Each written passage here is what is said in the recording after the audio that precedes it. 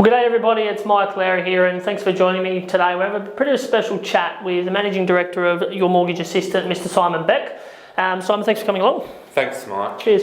So, Simon, the reason I got you in today is we've seen a bit of a change in the lending scope. We've seen some accessibility rates changed and, buyers are now being able to borrow more money. But from your side, what are you seeing out there at the moment? So the biggest change in the market is APRA, which is the industry watchdog of the banks. That is APRA's responsibilities to make sure the banks are doing the right thing. APRA's previously set a benchmark for all the banks when checking affordability. APRA said to the banks, you need to check, can the borrowers afford the proposed loan with an interest rate of 7.25%? Yep.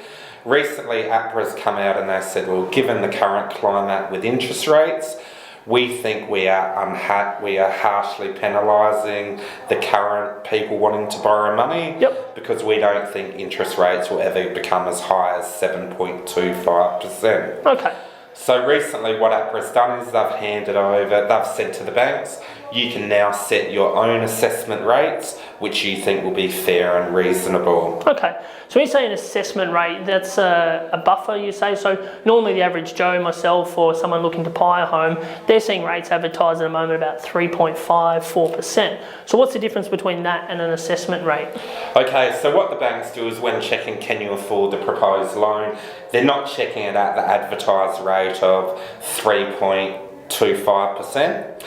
So a lot of the banks have reduced the floor rate to 5.5%. Yep. So when checking affordability, they're going to check, can you afford the loan at 5.5% or at the actual interest rate with a buffer of 2.5% added.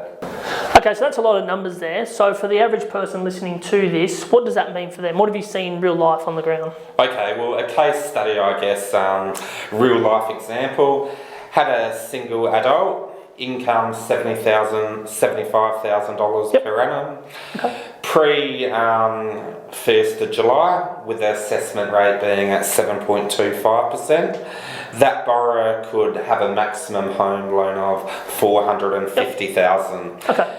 Now, with the changes to the assessment rates, that borrower now, because he's being assessed with an interest rate of 5.93%, he can now borrow $515,000. Okay, so that's just with only the changes, no changing in their circumstances, just these changes that APRA have made, that's increased his borrowing power by $65,000. Yeah, that's correct. So, cool. Yeah. Now that potential purchaser, he can now buy a property in a suburb which maybe was out of reach.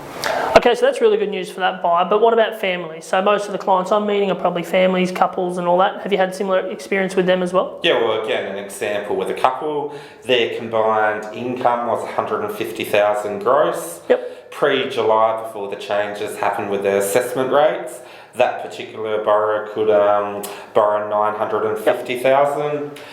With the changes, they're now being assessed at a lower rate. So instead of being assessed at 7.25%, in this particular example, the banks assess their borrowing capacity at 5.93%. Yep. So this now meant their borrowing capacity has increased to $1,010,000. Okay, so that's about a $140,000 increase there again. So, as the last example was 65, now we're about 140. So that would change it, I would imagine. So from a buyer's perspective, I've met plenty of buyers who have been $20,000, $30,000 short of their dream property. These changes now mean that their increased ability is pushing them into either a better suburb, a better type of housing. Most certainly. Well, what they couldn't do pre-July, they're now in a position to be able to buy that dream home. Okay. Have you had many buyers come back to you? Are they aware of this change and have said, look, you assessed us, in May. What do we do now? Or are they maybe not so aware of this? 6 weeks ago, I had a single lady that wanted to buy an investment property. Yep. She owned her owner-occupied property, wanted to purchase an investment property for $280,000.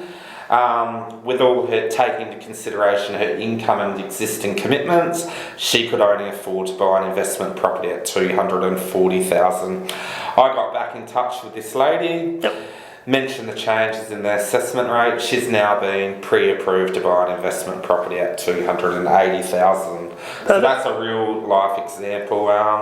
Yeah, she was absolutely over the moon. Awesome. So yourself as a mortgage broker, mate, that's obviously your hands on the ground with the banks and all that. What do you find would be the difference between a mortgage broker and a bank per se? I guess the biggest difference between going with a broker and direct to the bank, when you go direct to the bank can only offer you the particular products, home loan products that they're selling. Yep. Whereas if you go with a broker generally has access to 30 to 40 lenders. He'll be able to look at getting you the best home loan for your circumstances. Perfect. And when taking into consideration what is the best home loan, it's not always about the cheapest interest rate. Sometimes it's about where do you fit in the market based on your circumstances. Awesome. Well, mate, that's been a lot to take in today, and I appreciate your time. For anyone wanting to reach out to you and get in contact about their financial position, how do they reach out? You can give me a call on my mobile, 0414 437 061. Excellent, mate. Well, that'll wrap up today, so I appreciate your time. Thanks for coming along. Thanks, Mike. Appreciate it. And for anyone else that has any other questions, feel free to reach out to myself or Simon, and we'll catch you next time.